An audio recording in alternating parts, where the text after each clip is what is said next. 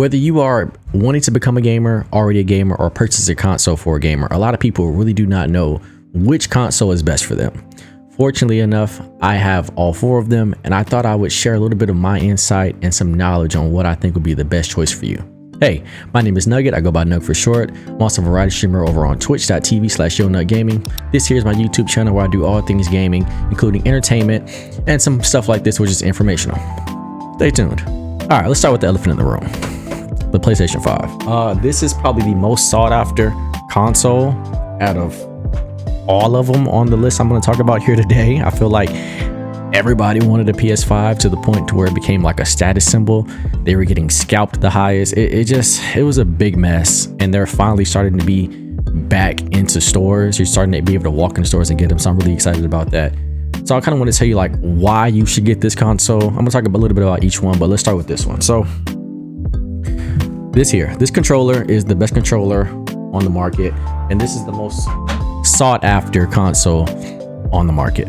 The pros personally for me would be the controller and the AAA titles like your God of Wars, your Ratchet and Clanks, your Returnals, Ghost of Tsushima.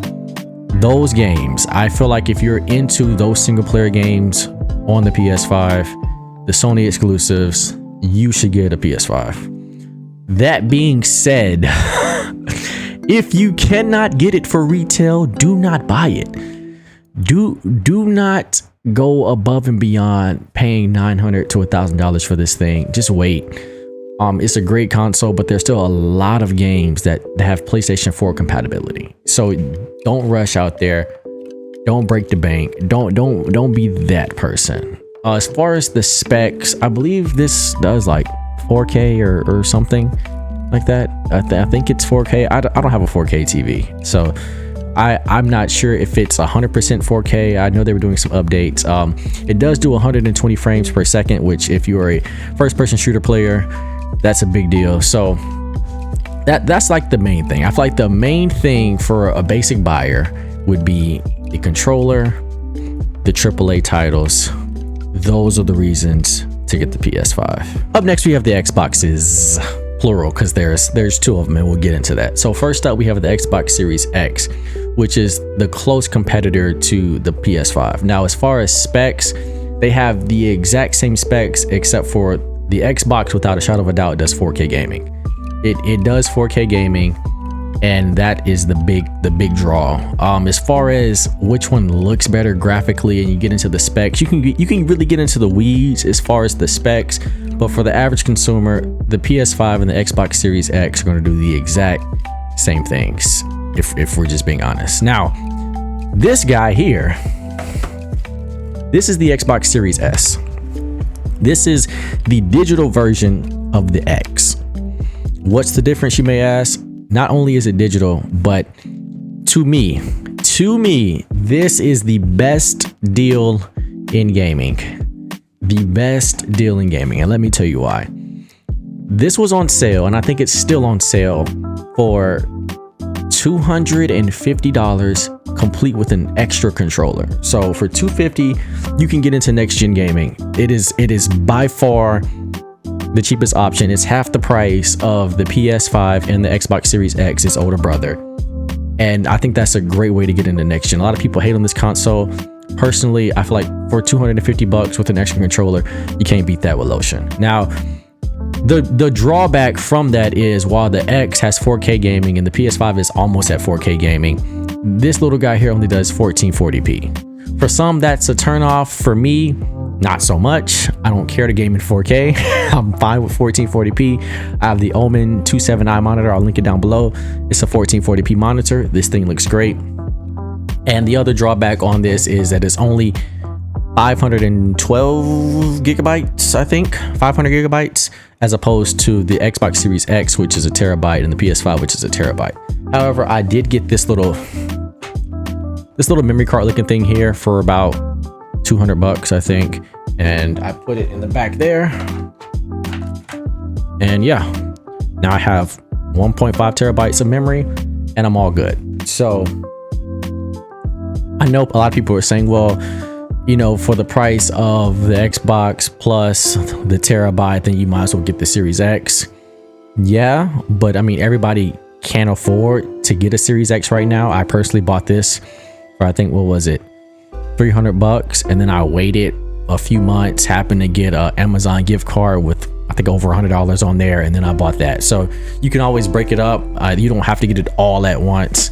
And the really big draw to this is the Xbox Game Pass. Let's talk about Xbox Game Pass. Now, Xbox Game Pass is elite. It's a service. So for those of you who aren't into the gaming realm, Xbox Game Pass is a monthly subscription service. It is like Netflix for games. There are hundreds among thousands of all different types of games, and you pretty much pay, I think it's $10 to $15 a month, and you can play all the games on there. Personally, I have not paid for a single Xbox game yet.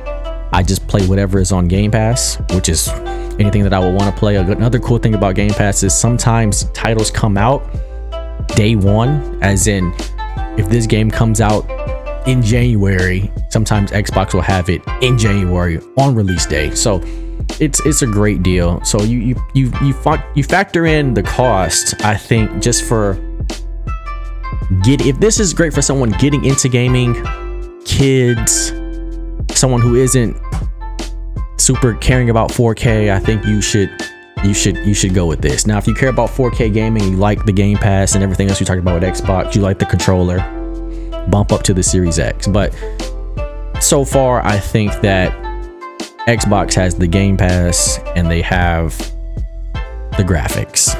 Those are my two reasons to get into Xbox. Let's talk about the little guy, the Nintendo Switch. Now, this is my guy here. I like the Nintendo Switch, but personally, I never game handheld. I feel like as an adult, unless I'm traveling somewhere long distance, I'm never gonna be gaming this thing handheld, so it stays docked for me. But that doesn't take away from it. Now, I think the Nintendo console, it is a next gen console, but is a step back from the Xbox and the PlayStation.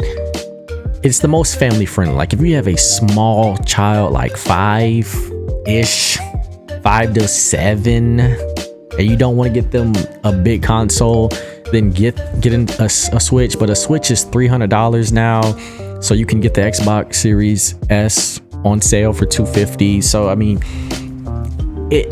unfortunately, this is more so of an accessory. This is more so of a console that you get alongside a big console. Now, if you love Nintendo and you only want to play Nintendo games, I'm not talking to you. I'm talking about somebody who has no prior knowledge and they're like maybe trying to get it for their kid or get it for themselves.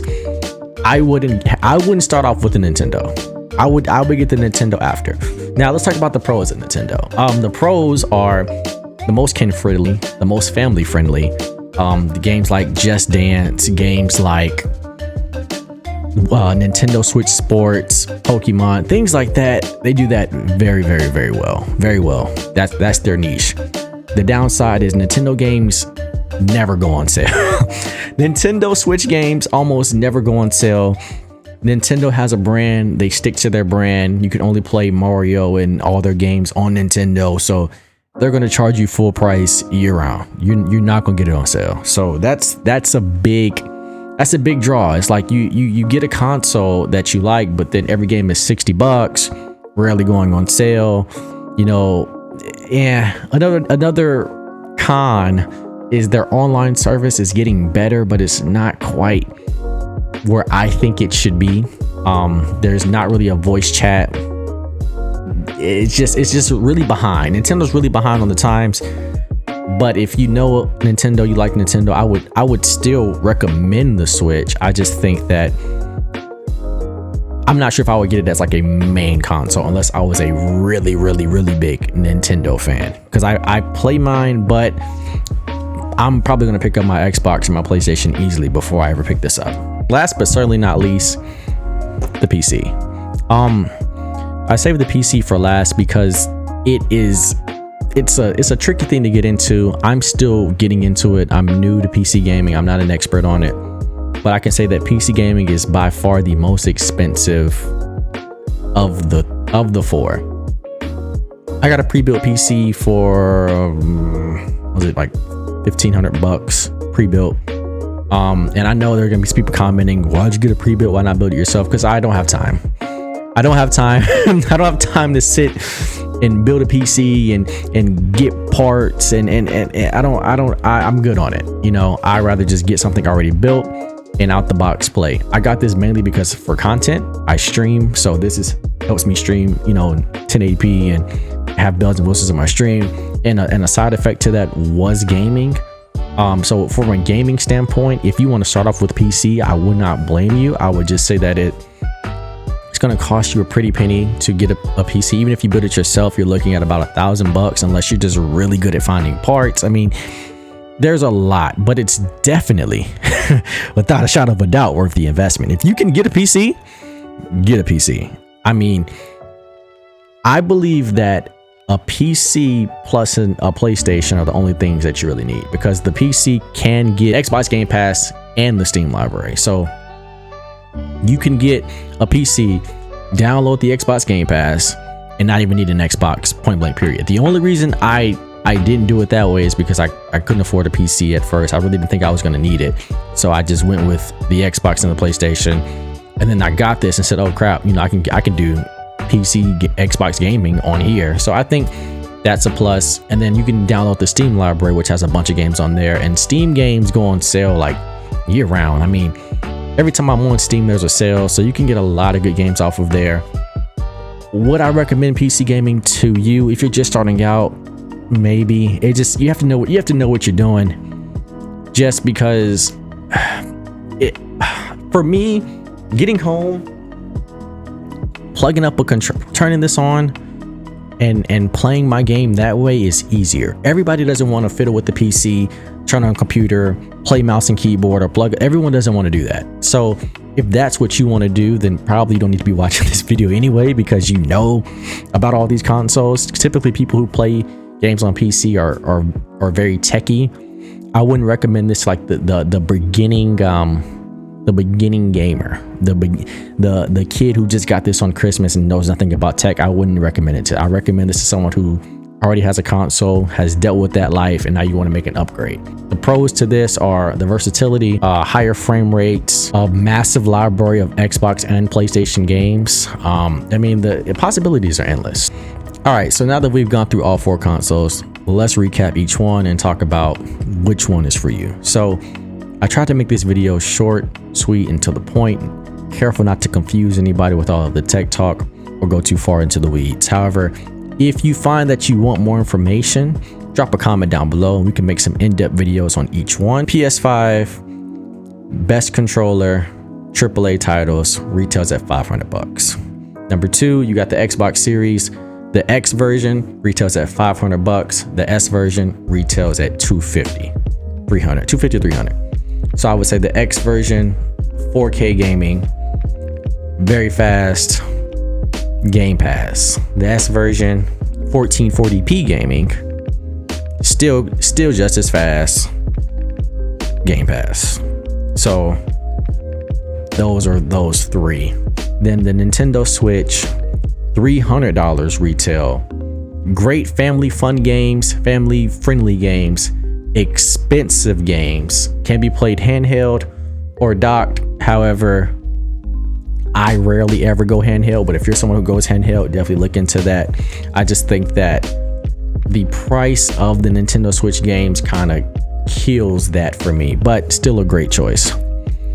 Then for the PC, the most expensive of the group, but it's very versatile. It can play PlayStation games, it can play Xbox games. You just gotta download the respective libraries and have a service. So, you know, I think that being said, the decision is kind of whatever category you fit in. If you're someone who's ready to upgrade, you know, from PlayStation 4, you're probably gonna go PS5. From Xbox One, probably go to Xbox X. But if you're somebody that's in the middle just trying to see which one, you know, which one does what, I feel like you should remember controller, titles, Game Pass. Yeah. And there you have it. Those are the 4 main consoles of 2023. I really hope you guys got some information out of this video. If this helped you out, please like, comment, share, subscribe. I would say if you have any other questions, because I didn't go too deep into the weeds, don't hesitate, make a comment, hit me up on social medias. maybe we can make a video going more into depth. And until next time, see you guys.